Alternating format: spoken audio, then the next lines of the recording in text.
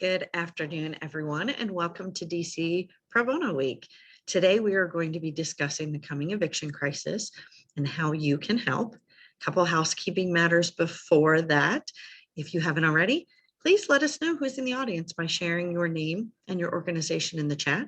We are recording this program, and a copy of the recording will be provided to you after the program in a follow-up email, probably tomorrow or later in the week. We have a number of other upcoming Pro Bono Week events, discussions, opportunities to volunteer, and ways to give back to your community. And so we encourage you to take a look at our website and register for all of the events that are of interest to you. Also, if you're not currently a member of our community, we hope that you'll take a look at joining Washington Council of Lawyers. Your support helps us work toward our mission of ensuring equal access to justice for everyone. And it's a good community to be a part of for discussions such as the one that we are about to have. With that, we have a lot to talk about today. So let me turn the program over to Gabby Lewis-White, who is our moderator, and she will introduce the panel to you. Thank you all.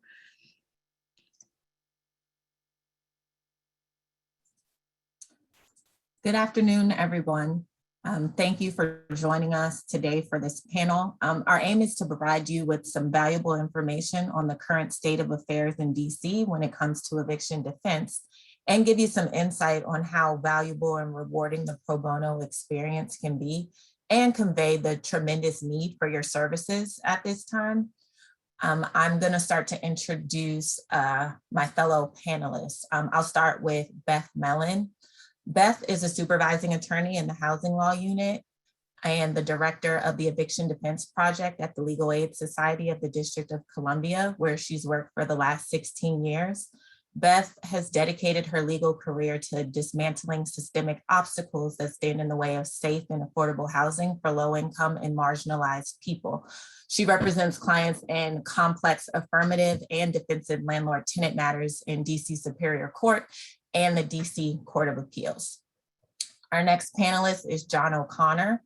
John O'Connor is a partner at Steptoe & Johnson, where he is a commercial litigator. Along with Steptoe's pro bono coordinator, John heads Steptoe's participation in the DC Housing Right to Counsel project. He has provided pro bono representation to about 40 tenants facing eviction in landlord-tenant court in DC. Our next panelist is Judge Todd Edelman. Judge Todd Edelman was appointed to the Superior Court of the District of Columbia in 2010 by President Barack Obama. He has provided over civil, criminal, and domestic violence cases, and he is currently the deputy presiding judge of the Superior Court Civil Division. We are going to start with Beth, who will begin by discussing the current eviction defense landscape in DC. Hi, everyone. I have some slides to pull up, so let me do that. And we're just going to start off talking a little bit about the landscape, as Gabby was saying, for eviction right now, including where we've been and where we are going next. And my apologies, my notifications are coming up. Let me try to get rid of those. So updates on eviction in DC. I just want to start by mentioning the 6 organizations at the bottom of this screen. We are the organizations who provide eviction defense in the District of Columbia. And we all coordinate together: Bread for the City, the DC Bar Pro Bono Center, Legal Aid, Legal Counsel for the Elderly, the Neighborhood Legal Services Program, and Rising for Justice. And one of the ways that we partner with firms and the federal government pro bono program is under our Housing Right to Counsel project. So DC was facing an affordable housing crisis, as I know many of us know, before we even entered the pandemic. At this point, median rent in the district stands at about $2,000 a month for a 1-bedroom apartment.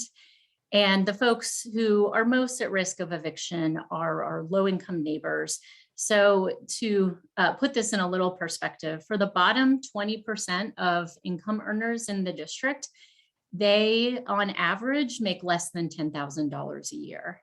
And because of this mismatch that's obvious here between income and rent, during the early 2000s and really to the present, but in one study that looked at the year 2000 through 2013, we had over 20,000 Black families displaced from the district, and we had the highest intensity of gentrification of any city across the country. And that trend has continued, not quite as intensely, but through to the present. And then, of course, starting in March 2020, we have the pandemic. And so these are just a few snapshots of how the pandemic has affected households in the district.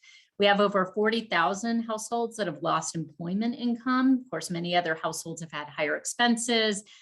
They may have lost their public benefits because of failure to recertify for them or comply with program requirements due to factors in the pandemic.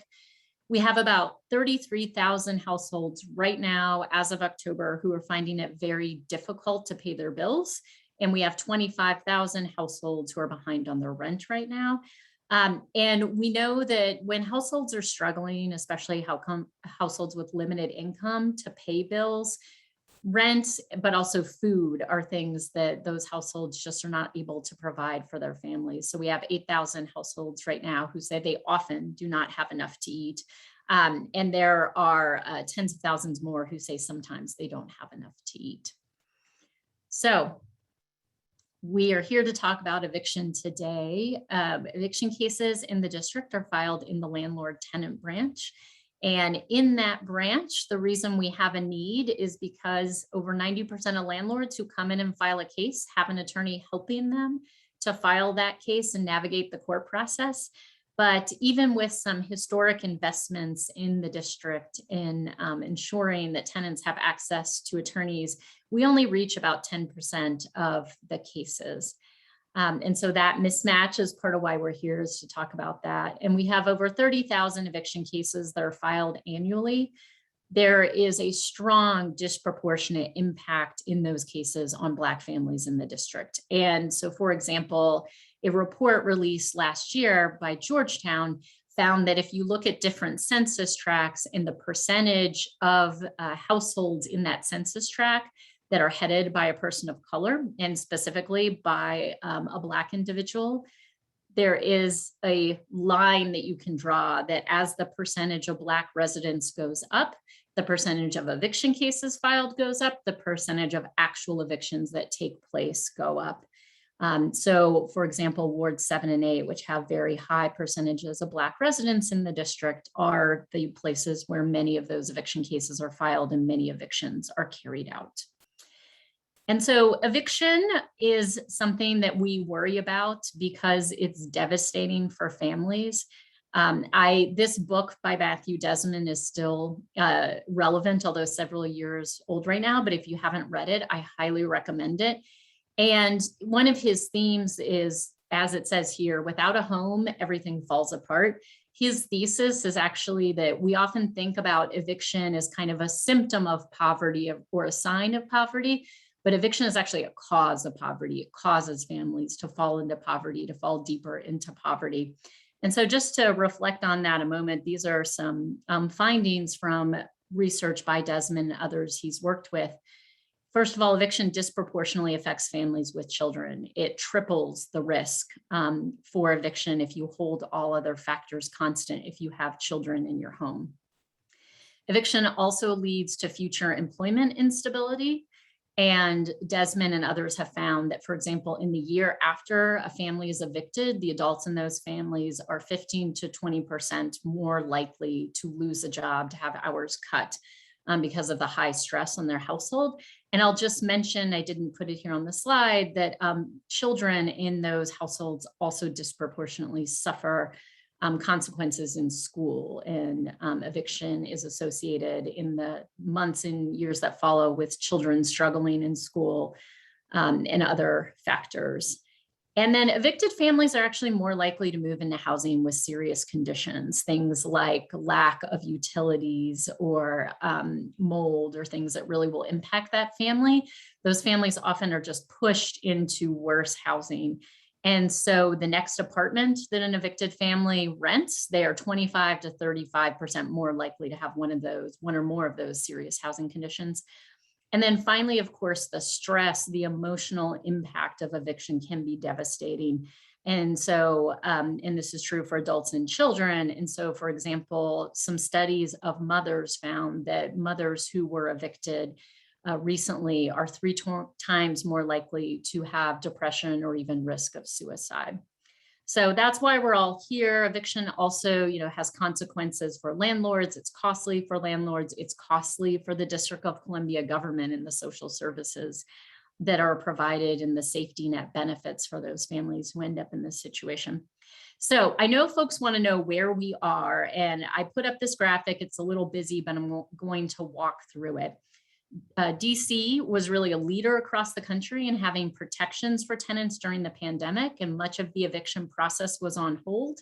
But we are now working through an unwinding of those protections for tenants. So as of July, the end of July, landlords could start sending notices to tenants saying, you're behind on your rent, you can apply for rental assistance, but if you don't, I'm going to sue you within 60 days. As of the end of July, evictions also were allowed to move forward. There was a bit of a delay because notices have to be provided, but also some of you may recall there was a reinstated federal moratorium for a while. So once that was no longer in effect and landlords had been able to provide notices and schedule eviction dates, actual evictions restarted on September 13th. And the good news I will quickly share about that is we have a great network right now of legal service providers, tenant canvassers, rental assistance providers, and we have been able to stop half of those evictions by having a really comprehensive outreach strategy and then connecting where necessary to the court process to put the eviction on hold through the court process so families can get money and stay in their homes.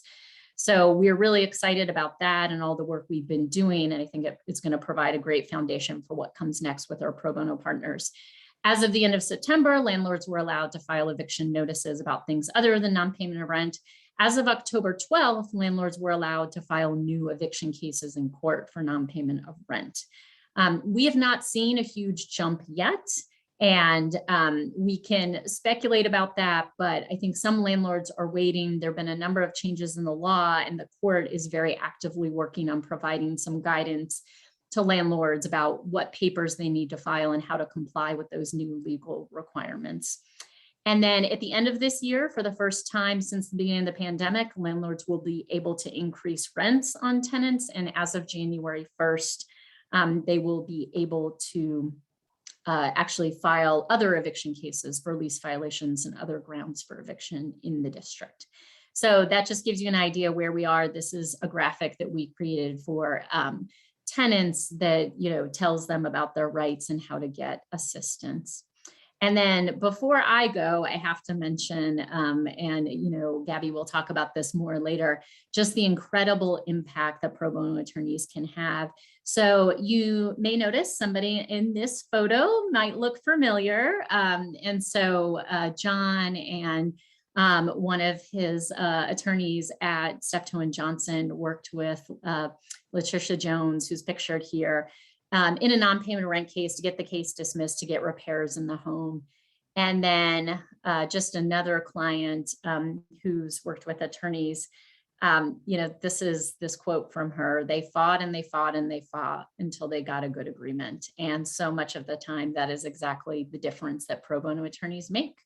And so with that, I will stop sharing and turn it over back to Gabby to introduce our next guest.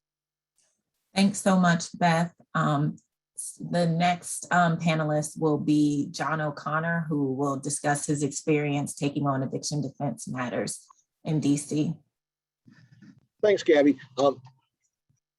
They told me that what I really should talk about, and I think it's important, is the very important impact lawyers can have when they take on landlord-tenant cases pro bono. It literally can be the difference between having a place to live and being homeless for a lot of our clients. DC law is very, very favorable in a lot of respects to tenants in the eviction context. But if the tenant doesn't have a lawyer, doesn't understand their rights, it's like those rights don't exist because they don't really have a means to exercise those rights and protect their interests. And as you saw from the slides at the beginning, very few tenants in landlord-tenant court have the benefit of counsel there to help them understand what their rights are. And the way landlord-tenant court operates is very disadvantageous for tenants who are not represented. It's a high volume court. In a day, you might have 100 or 150 cases being funneled through.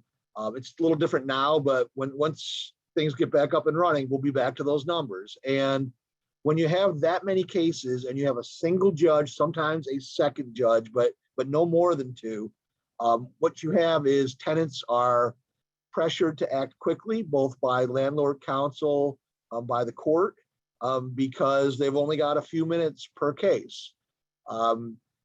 Tenants will be presented with settlement proposals by the landlord that they view as take it or leave it type of arrangements when they're probably not, where having a lawyer would help them understand that's the deal that the landlord would like, but they will probably be satisfied to give you something better than that. But we have to go through the process of trying to get there. And tenants won't understand that. If you knowing nothing, just as a lawyer, if you sit in the courtroom or you sit on the video conferences now for hearings for an hour, you'll hear multiple tenants go through with settlement agreements that you'll think to yourself, they shouldn't do that. Most of the cases in landlord-tenant court fall into two buckets. There's failure to pay rent and there's a breach of lease. And most of them are failure to pay rent. But the breach of lease cases is an example. In my opinion, it's very, very hard for a landlord to go all the way through a trial and win on a breach of lease case. And I'll be sitting in the courtroom with a tenant facing a breach of lease eviction case, and you'll see two people go up, two different tenants will go up and just agree to move out on a breach of lease case. And I'll turn to my client and I'll say, they shouldn't do that. If you go through the process, it's very hard. But the high volume does this, and it forces tenants to act, and they don't understand they have options. When they have a lawyer, typically, what I always do is I file an answer instead of, when I show up to court on the initial hearing, I file an answer. And what that does is it kicks your case out of the high volume landlord-tenant court and kicks it over to the civil docket. So now you're in a much more civil tempo with fewer cases being heard each day. Judge has more time to focus. And what it really does is all the disadvantages that your client has from the high volume of landlord-tenant court, those are flipped when you get out of there. And the high volume actually works to your client's advantage because once you're in the civil division, the landlord's counsel, they're used to having, dozens of cases every day. And now you've got focus and you've got time to spend on the one or two cases that you've got going at any given time. And the economics change because sometimes a landlord will try to evict someone for being $100 or $500 behind in their rent. Well, if the case is going to last several months and they're going to have to pay the landlord's lawyer $10,000, $15,000, $20,000 for the case, then they will probably cut a deal that your client will find favorable because it's cheaper for the landlord to try to work something out with your client than try to go through the process if it's going to take a year and cost them $25,000 in attorney's fees. So part of it is slowing the process down, creating some dignity to the process for your client so they understand what's happening, understand what their rights are, and then trying to negotiate the best deal that they can get. And I'll tell you, represented clients almost never get evicted. Out of the 40 cases I've had, 2 of them moved out, none by being actually evicted. 2 of them agreed to move out on a time frame that made sense for them and gave them options and opportunities to find alternative housing. The rest of them, we work something out. And you'll see that a much higher percentage of unrepresented tenants end up getting evicted because they don't really understand that they have any other options. why should you do these cases? Well, I talked about the benefit you can provide your client. These are tenants who are facing homelessness, and almost every one of them is really, really appreciative of everything you're doing for them. And the funny thing is, they really appreciate it. And the typical case, you'll spend less than 10 hours on. You'll go to an initial hearing. You'll go to, you'll draft an answer that is pretty pro forma. You'll send some limited discovery and respond to some very limited discovery. You'll go to a mediation, and that probably is the end of the road. Very few cases go beyond the mediation. And so for a very limited and predictable time commitment, you can make a real difference in your clients' lives and the lives of their families. The other thing I'll tell you is your family will be proud of you. You know, it's a very, in one sentence, you can sum up what you do. I'll just tell a quick story. My daughter had to put a poster together for school that had her heroes, and against all odds, I made the list. But the only thing she said about me was, my dad helps keep people facing eviction in their homes. And you know, if you end up with that on your tombstone, you've done all right. You know, so I mean, it'll make you feel good. It'll make people feel like you're doing good things for the community. It will give you experience. You know, a lot of particularly big firm associates, which is, I think, a lot of the bread and butter of the pro bono effort. They spend a lot of time writing and researching, but here you're not going to do so much of that. You'll be on your feet, talking to the judge. The judges almost always appreciate pro bono lawyers. Sometimes in your mind, you think they're going to think we're a pain in the neck, but that's not true, because you will focus the issues so that in a high volume context, you'll focus on the things that matter to what the judge has to decide. Instead of, you know, a lot of times clients have legitimate concerns, but they're not going to drive what you're there for that day. And you can be at a sounding board for your client on those concerns, but they don't need to spend 15 minutes with the judge when you're filing an answer that really involves 30 seconds of, here's my answer, we'll now go to the civil division. And they do appreciate that. But you get that experience of on your feet dealing with judges. You get the experience of on your feet dealing with clients and their concerns. And you know, the funny thing is, your pro bono tenants' client concerns are not that much different from the concerns of your other clients that you might have, that are paying for your services. How am I going to win this case? What are my options? What do I need to do to be ready? How's this going to affect me long term? It's all the same things, and it's in a different context, but it's the same kinds of things that you have to deal with as a lawyer. And you don't need to know much of anything to add value to your client in these cases. A brand new lawyer, non-litigator, will do a much better job for the typical unrepresented client than that client would do for themselves. But you're not left alone, because most firms will have somebody who's a resource for you. Legal aid and the other services, they have people that you can talk to if you don't know where to turn or what to do in a particular situation. Judges will help you. If you're stuck, you can always ask for a continuance and go make a phone call. So you don't need to know much. And there's a 200-page resource guide that Legal Aid and the other organizations put together that answers virtually any question you could have about the ins and outs of landlord-tenant court.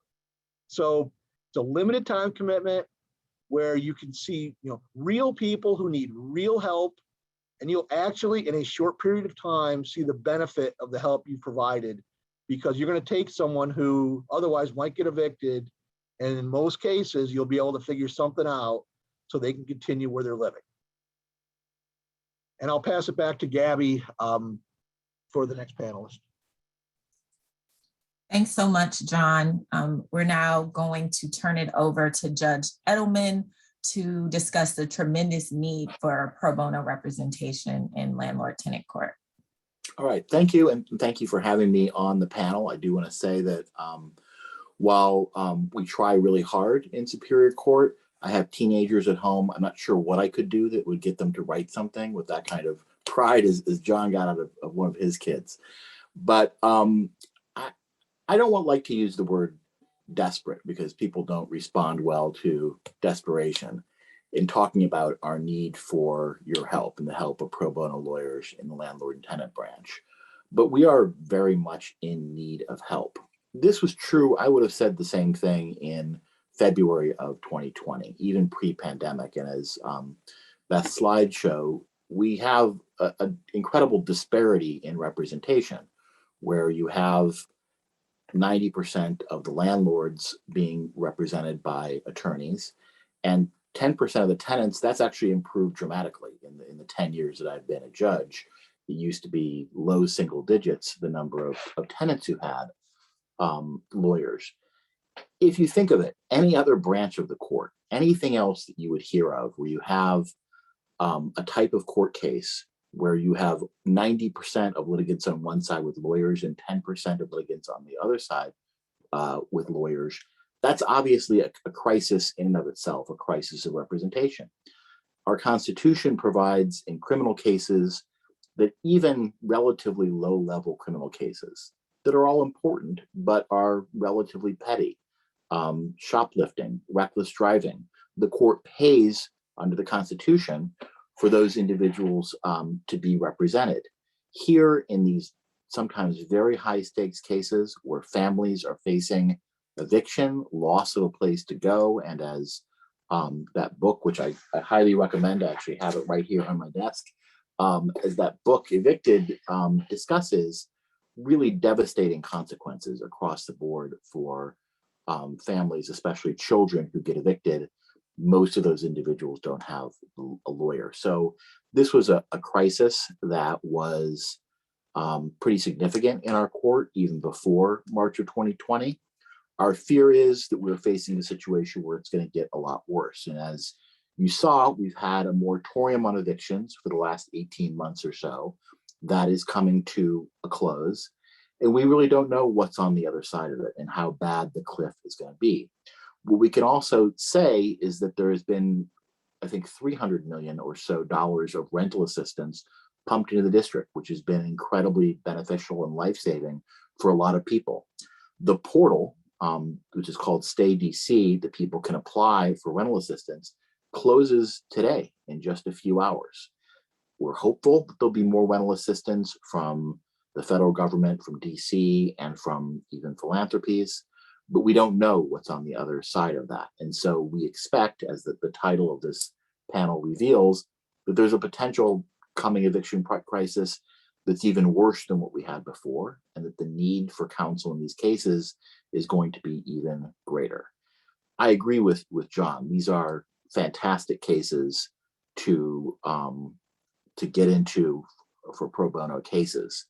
I know a lot of the concern that we sometimes hear is this is a really specialized area of law, which is true. It is a complicated area of law. The cases are often not that routine because you have an area of law that's sort of this strange combination of contract law and property law with a lot of regulations and statutes laid on top of it, plus just sort of the weird, what I call common law of superior court, the way things work, that if you're there every day, you're in the branch every day, you understand it, but from the outside, it seems impenetrable.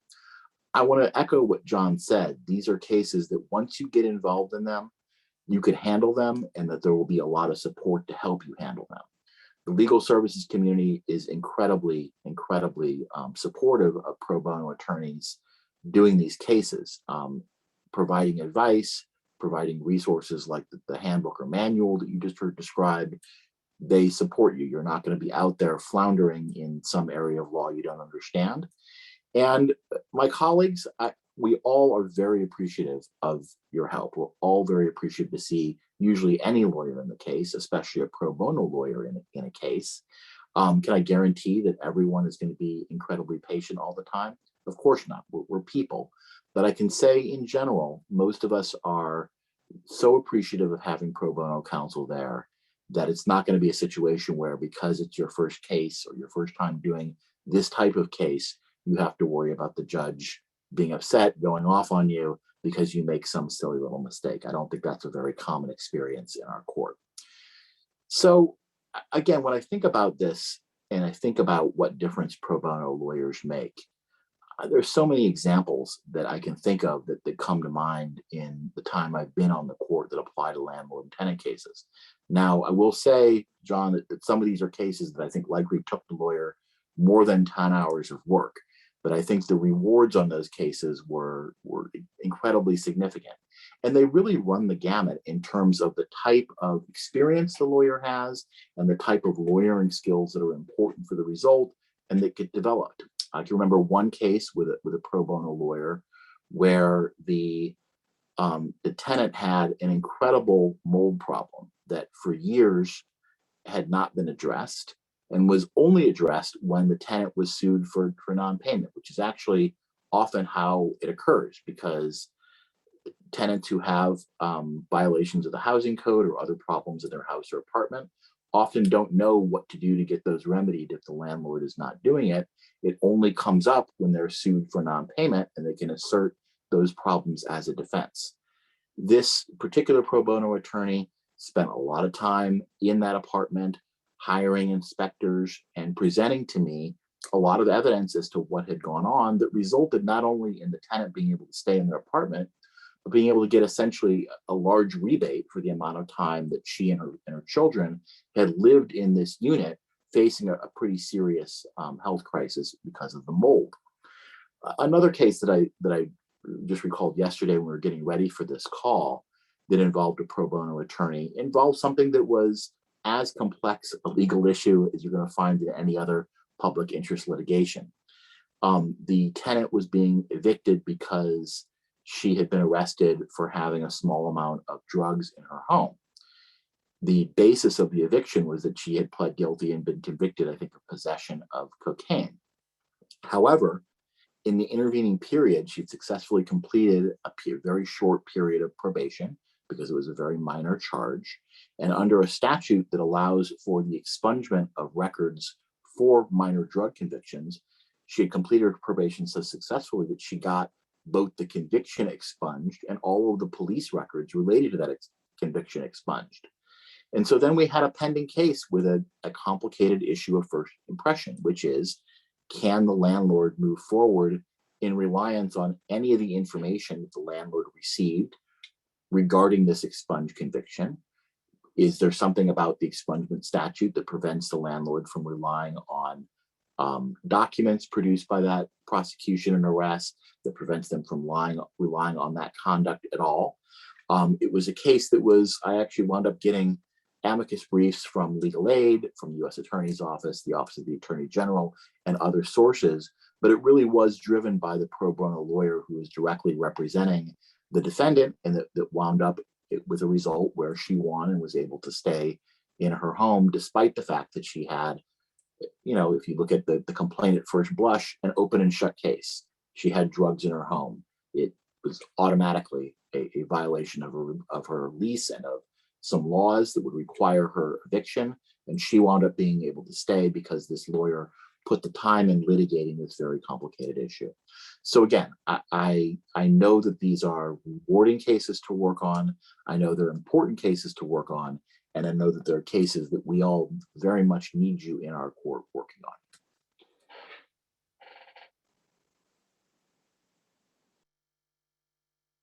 on. Thank you, Judge, Beth, and John, for providing that valuable information. I'm going to talk to you all about what pro bono opportunities are available to you. And as you know, from what Beth, Judge Edelman, and John just said, taking on an eviction defense matter makes a world of difference in the lives of your clients, but it also helps you to develop skills as an advocate.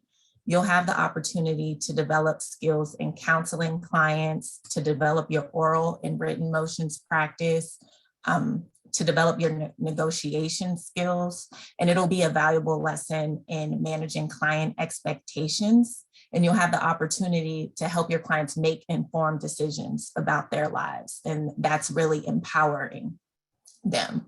I'm gonna share my screen to talk to you about some of the really great pro bono opportunities we have available for you all to get involved. Let me just share. Okay. So the first of these trainings is presented by the DC Bar Pro Bono Center, and along with our other legal services partners. It's currently going on. We have our last 2 sessions coming up tomorrow and next Thursday. But this training is offered twice a year, in the fall and in the spring. The registration for this fall training is currently closed, but you can find recordings of each session on probono.net/DC. The next training opportunity is offered by the Housing Right to Counsel project, which Beth mentioned, which is a collaboration between the 6 legal services providers. And this training, it really is for to provide counsel for tenants living in subsidized housing who are facing eviction or low rent housing, and those firms interested in joining will reach out to Beth for that. We also have another training coming up for experienced pro bono attorneys, and it's really designed for those attorneys who have previously taken on a case, but they might need a refresher or an update on the new eviction laws. And it'll cover all of the impacts of the new legislation that phases out many of the tenant protections enacted during the COVID-19 public health emergency, as well as how to obtain rental payment assistance on behalf of tenants. The next training opportunity is, the next training opportunity is the virtual courthouse project. It's a virtual courthouse tours, which is offered by the Housing Right to Counsel project. So these tours used to be offered in person. Beth used to do them, and she would provide explanations of the L&T court process and really walk pro bono attorneys through how the landlord-tenant court process works. It's currently being offered virtually, and trainees will observe court virtually via WebEx, and then they'll have a discussion about the court process with a legal services attorney. And so to talk about getting involved in a case, we have several options for you. The first is the Advocacy and Justice Clinic, which is operated by the DC Bar Pro Bono Center. We've been operating this since 1993. And it places 150 to 200 housing cases a year. And firms interested in joining can contact Vanessa Batters-Thompson, and federal government attorneys who are interested in joining can contact the chair, Laura Klein, at the Department of Justice. And for the Housing Right to Counsel project, I've mentioned this, but you can contact Beth, and we're trying to get more firms to join. It really focuses on subsidized housing or tenants living in low rent housing who are facing eviction. And we're hoping to get a lot more firms to join and help us out with that project. Christina is actually putting in the chat a PDF of all of the training opportunities that are available so that you can all get involved. I also see that we have quite a few law students who have joined us today. I'm going to stop sharing, but for law students, we also want you to be able to get involved in helping with eviction defense, and you can work with the Pro Bono Center's Landlord Tenant Resource Center. I know in person, many law students used to help conduct intake, and we're currently working on a virtual option for law student participation. And so you should reach out to your school's Office of Public Interest if you're interested in participating. And I hope that all of you will really take advantage of these opportunities. pro bono legal services are so essential to our community. And I think Associate Attorney General Vanita Gupta said it best at yesterday's Pro Bono Center's partnership luncheon when she said, we all as attorneys have a responsibility to help our community. And as a native born Washingtonian, I can tell you that there's never been a more important time than now to extend your skills and resources to our community. I really feel like it's our chance to combat the longstanding inequities in this city, which have only been exacerbated by having to live through a pandemic. And as Beth mentioned, our client population has been most significantly impacted by COVID-19. But I think together we can help fill the gaps and make a difference. If I don't think that there are any questions in the chat, but I'm going to check one more time. There was one question that I clicked answer live by mistake, and then it wouldn't let me type an answer. So if I can answer that one. Okay. The question was basically about mold and how can tenants have issues with mold? Shouldn't the buildings be torn down and fixed if they have problems with mold? And what I would say is that question puts your finger exactly on the problem. Having rights that you don't know how to exercise or like not having rights. There's actually two ways that if there's housing defects that tenants can deal with them. They can, if they're facing eviction, it can be a defense. I've got mold, so I shouldn't have been paying the full amount of rent. It should be less or maybe, and that's a defense. But the other place is Superior Court has a housing conditions calendar where the tenant is the plaintiff. And we've done some of those where you sue the landlord and basically you go to court and the first day, all the judge does is it has a housing inspector and they pick a date and the housing inspector goes and looks at the unit, writes down all the housing code defects. You come back the second time in court and the judge says, when are you going to fix these? And the landlord basically then is on the clock to get these things fixed. But the only way that mold becomes a non-issue is if people know how to exercise their right to not have mold in and about their units. I will just add to that on mold because I really think it emphasizes the important role attorneys can play. We just got this fixed by the council this last council session. We had a historic law passed in 2014, but it relied on private enforcement by tenants. And so, you know, as John's indicating, if you came to court and you could navigate that court process. And so the council has improved that. But private enforcement of these rights matters so much. The District of Columbia has wonderful tenant rights on paper.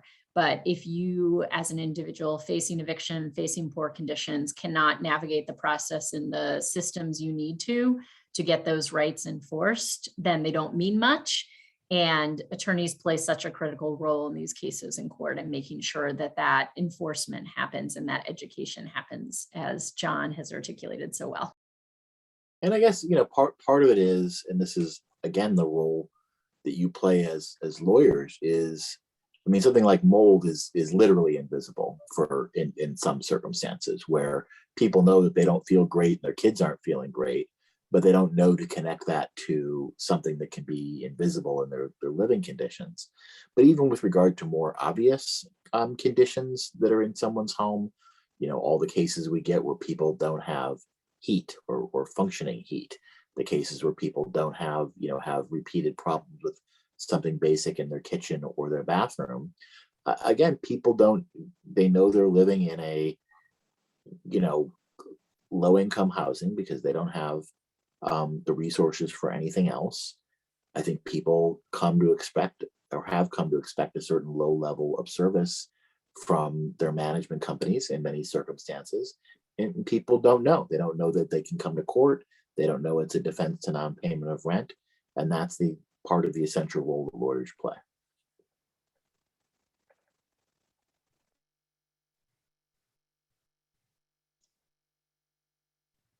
It looks like there is one more question here.